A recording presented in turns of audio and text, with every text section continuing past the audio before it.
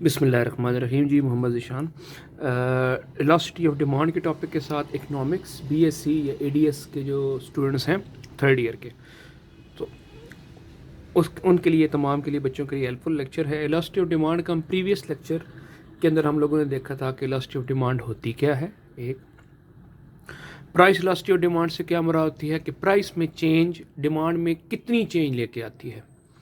फिर उसके बाद हमने इसकी कंडीशंस देखी थी कि यूनिट इलास्टिक डिमांड क्या होती है कि जब an equitable change in price brings about an equitable change in quantity demanded तो वो हमारे पास क्या होती है, यूनिट इलास्टिक डिमांड होती है।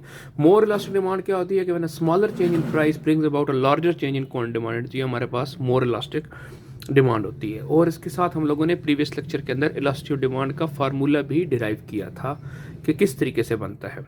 ठीक है जी, कि वो रेशो होती है proportionate change in price proportionate change in quantity demanded and proportionate change in price की। सो अगर proportionate change in quantity demanded and proportionate change in price equal हो तो हमारे पास यूनिट इलास्टिक डिमांड होती है। अगर हमारे पास proportionate change in quantity demanded greater हो जाए किससे, प्रोपोर्शनेट चेंज इन प्राइस से, तो फिर हमारे पास क्या होती है जी, मोर इलास्टिक डिमांड हो जाती है। यूनिट इलास्टिक डिमांड का हमने पढ़ा था कि 45 की डिग्री के ऊपर डाउनवर्ड स्लोपिंग कर्व होती है। और मोर इलास्टिक डिमांड के हमने क्या पढ़ा था, इसकी एक कर्व जो होती है फ्लैटर किस्म कर्व होती है, यूं करके। ठीक हो गया जी। सो जो बकाया हमारे पास दो रह गए हैं उनको हमने देखना है। आज के लेक्चर के अंदर हम कवर करेंगे लेस इलास्टिक डिमांड क्या होती है, एक, जीरो इलास्टिक डिमांड क्या होती है, दो, और इन्फिनिट इलास्टिक डिमांड क्या होती है, तीन। जो जीरो इलास्टिक है और इन्फिनिट इलास्टिक है ये रियल लाइफ में बहुत ही कम होता है, सिर्फ हम इसको हाइपोथेटिकली पढ़ेंगे। ठीक हो गया जी। सो पहला हम लोग जनाब आज के लेक्चर की पहली चीज़ हम उस पर जंप करते हैं और वो हमारे पास क्या है जी, less elastic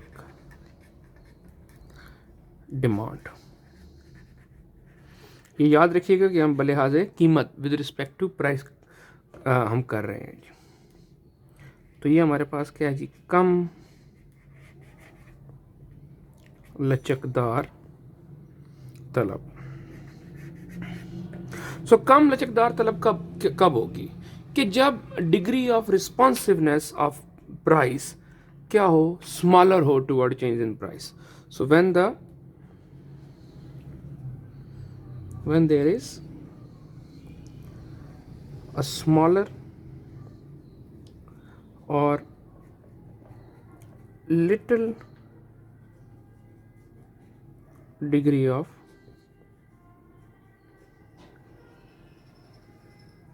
responsiveness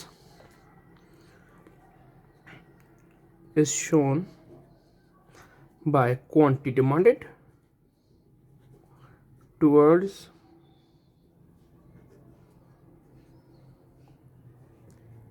changes in price. जब प्राइस में की तरफ जो क्वांटिटी डिमांड की डिग्री ऑफ रिस्पॉन्सिवनेस है वो क्या हो, कम हो। अगर हम इसको फार्मूला के हिसाब से लिखें तो ये कब बनेगा, ये तब बनेगा जब प्रोपोर्शनेट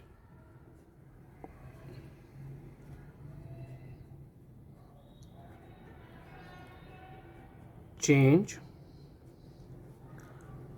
इन QD, ये जो चीज़ है ये क्या हो, कम हो, किससे, प्रोपोर्शनेट चेंज इन प्राइस से। तो जब ये कम होगी तो क्या होगा, हमारे पास जो न्यूमरेटर है वो हमारे पास स्मॉलर हो जाएगा और डिनोमिनेटर हमारे पास क्या हो जाएगा, बड़ा हो जाएगा। तो क्या हो जाएगी, हमारे पास लेस इलास्टिक डिमांड हो जाएगी। ठीक हो गया जी, क्योंकि हमारे पास जो इलास्टिक डिमांड होती है उसका फार्मूला ही क्या होता है हमारे पास, वो ये होता है जी, proportionate change in QD divide by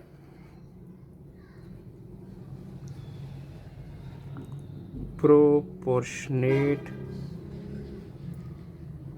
change in price से। सो जब ये चीज स्मॉलर होगी तो क्या हो जाएगा, जो हमारे पास न्यूमरेटर है वो स्मॉलर हो जाएगा डिनोमिनेटर से, तो आंसर क्या हो जाएगा, लेस देन 1 हो जाएगा। इसको हम जो सिंबॉलिकली शो करते हैं, वो हम इसको सिंबॉलिकली यूँ शो करते हैं कि लेस इलास्टिक डिमांड कब होती है, when elasticity of demand is less than 1। मतलब प्राइस में यूनिट चेंज आपकी क्वांट डिमांड में लेस देन यूनिट चेंज लेके आए, तलब में कीमत में इकाई तब्दीली, मिकदार तलब में एक इकाई से कम तब्दीली लेके आए, तो उसको हम क्या कहेंगे, कम लचकदार तलब कहेंगे। ये तो हो गया हमारे पास ये होती क्या चीज़ है। अब दूसरी चीज़ हमने क्या देखनी है कि इसका ग्राफ कैसा होता है। तो याद रखिएगा, जो हमारे पास लेस इलास्टिक डिमांड होती है उसका हमारे पास स्टीपर कर्व होता है, ठीक है जी। So demand curve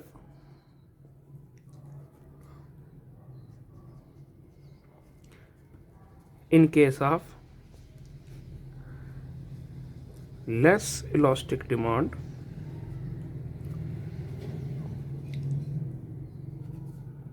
is steeper, ज़्यादा ढलवान होती है उसकी। स्टीपर कैसा होता है उसको जरा हम देखते हैं कि स्टीपर से क्या मुराद है। सपोज देखिए जी, ये हमारे पास y एक्सिस है, सही है, और ये हमारे पास हमारा x एक्सिस है।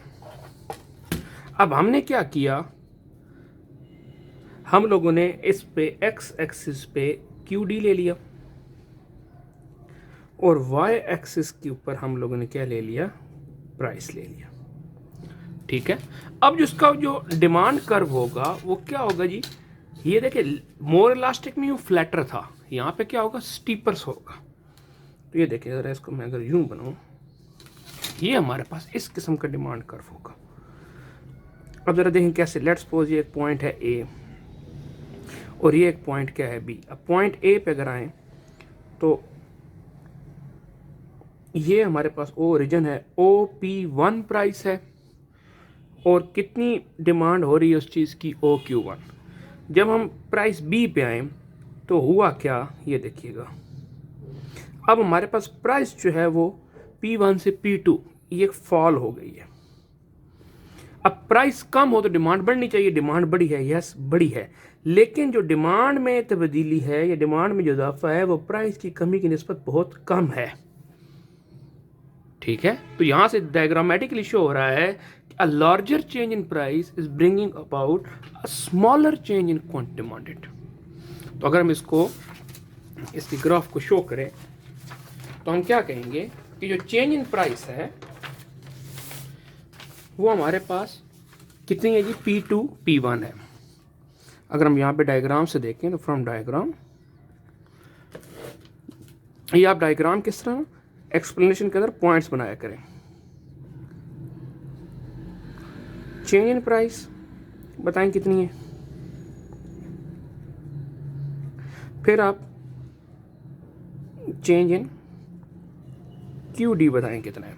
तो देखें चेंज इन प्राइस कितनी है, P2 P1, ये देखें, ये ऐसा, ये वाला, तो P2 P1 और Q2 Q1, ये जो हिस्सा ये हमारे पास क्या है, डिमांड में तब्दीली है। तो चेंज इन QD कितना है हमारे पास, Q2 Q1, सही है। सो हम कहेंगे फ्रॉम डायग्राम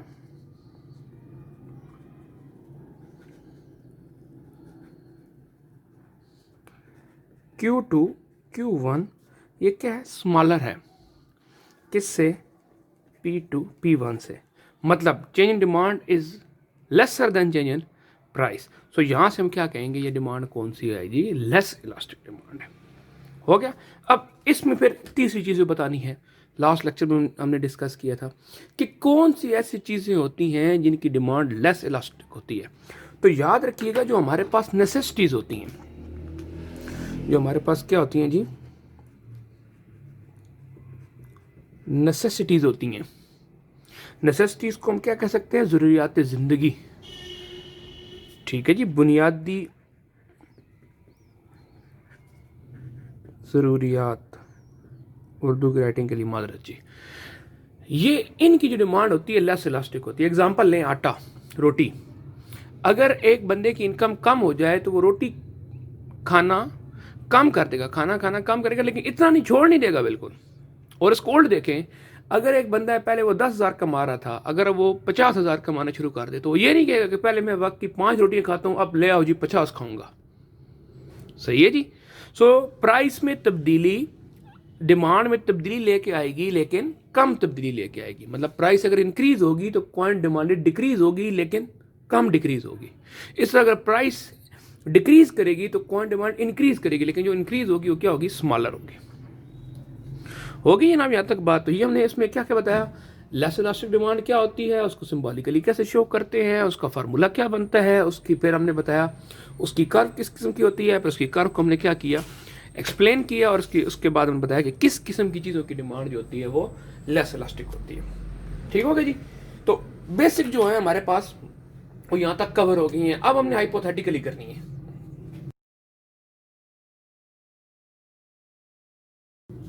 सो देखिएगा जी, जो हमारे पास जो अल्लाह आपका भला करे चौथी चीज़ है वो है जी हमारे पास ज़ीरो इलास्टिक डिमांड। इसको हम बोलते हैं कि सिफर तलब की लचक है।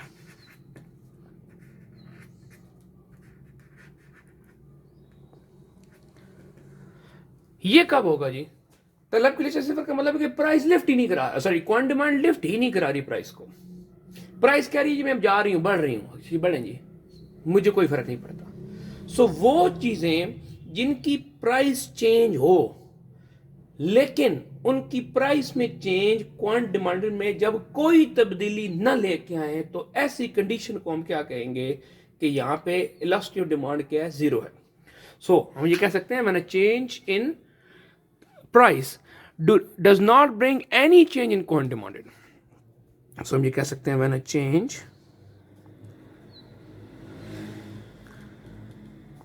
इन प्राइस डज कर लें, does not bring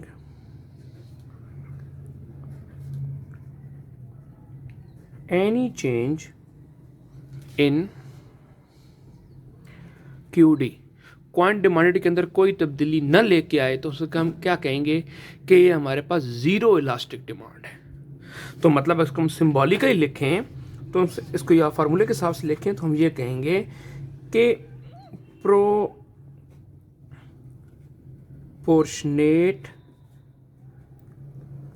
change in QD किसकी इक्वल हो, जीरो की इक्वल हो। कब, जबकि there is some proportionate change in price, when there is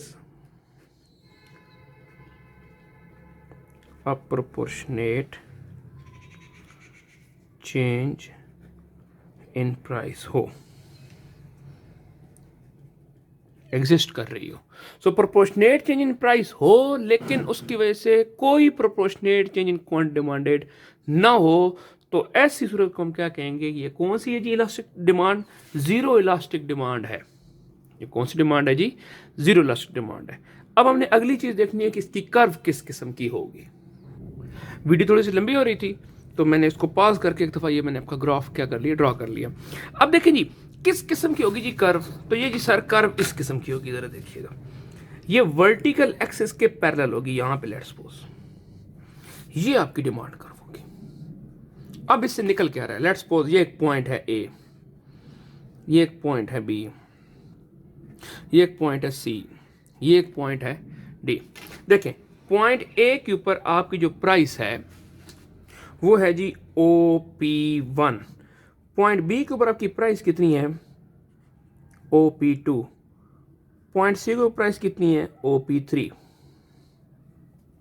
और ये कितना है जी OP4। देखें ए से बी पे गए, बी से सी पे गए, सी से डी पे गए, ठीक है जी। तो क्या हो रहा है, प्राइस P1 से P2, P2 से P3, P3 से P4 चेंज हो रही है, लेकिन जरा देखें जो Q है डिमांड QD वो चेंज नहीं हो रहा।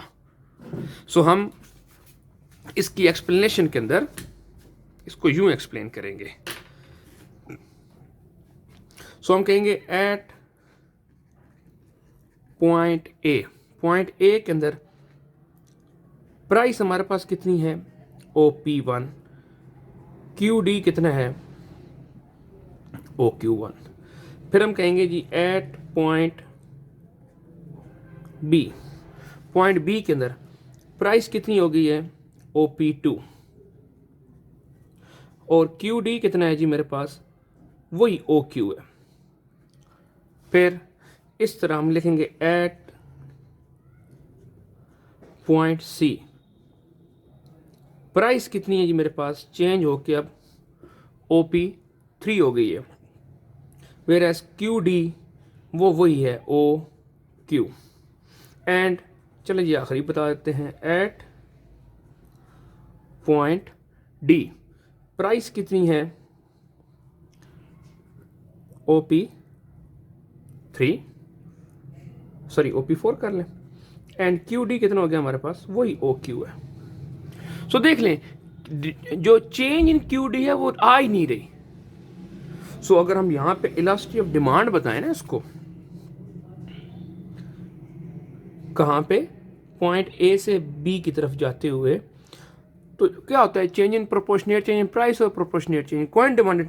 हम चलो ये प्रोपोर्शनेट को अगर हटा भी दें तो प्राइस में चेंज तो आई है ना, A से B की तरफ क्या हुई है, P2 P1, लेकिन तो सॉरी P2 P1, लेकिन डिमांड में चेंज कितनी है, जीरो, चेंज हुई नहीं, OQ रहा है, तो OQ माइनस OQ क्या हो जाएगा, जीरो हो जाएगा। तो ये मेरे पास कितनी हो जाएगी, जीरो। इस तरह अगर मैं इलास्टिसिटी ऑफ डिमांड बताऊं B से C की तरफ, तो देखिए डिमांड में चेंज कितनी है जी, कोई चेंज नहीं है, जबकि P3 से P2 P3 हो गई है, तो ये भी कितना हो जाएगा, zero, and so on so forth. सही। So when there is no degree of responsiveness, degree of responsiveness हो ही नहीं है, जीरो हो डिग्री ऑफ रिस्पॉन्सिवनेस हो, मतलब there is no response by the quantity demanded towards change in price, तो इसको क्या कहेंगे, इसको कहेंगे कि ये हमारे पास जीरो इलास्टिक डिमांड है। हो गया। और आज के लेक्चर की आखिरी चीज,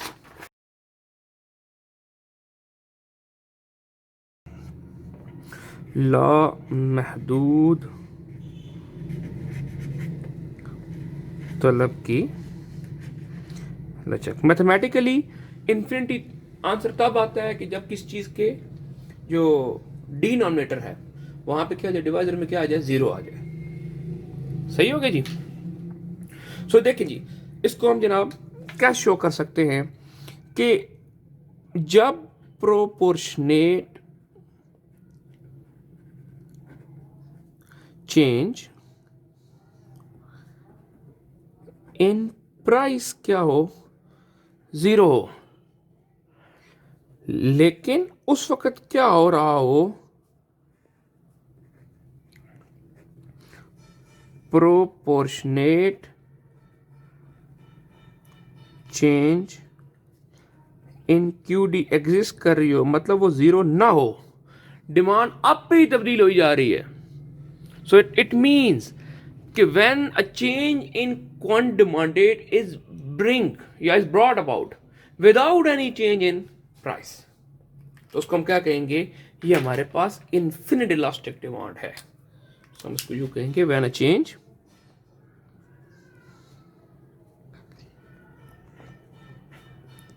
in quantity demanded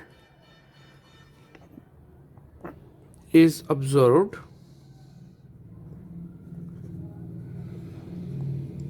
without any change in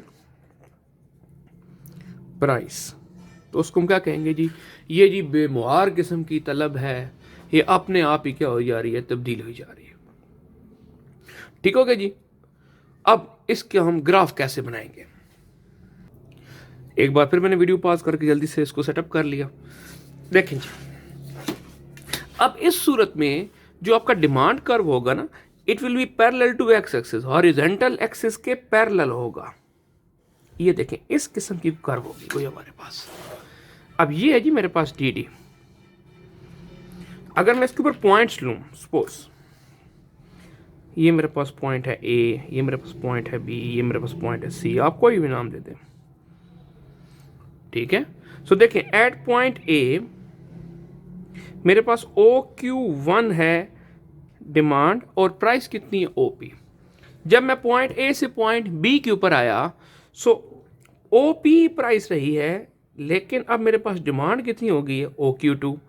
फिर मैं पॉइंट बी से जब पॉइंट सी के ऊपर आया तो प्राइस उतनी रही, लेकिन QD कितनी होगी जी मेरे पास OQ3। तो क्वांटिटी डिमांडेड चेंज हो रही है लेकिन प्राइस चेंज नहीं हो रही, तो उसको हम क्या कहेंगे, ये हमारे पास इन्फिनिट इलास्टिक डिमांड होगी।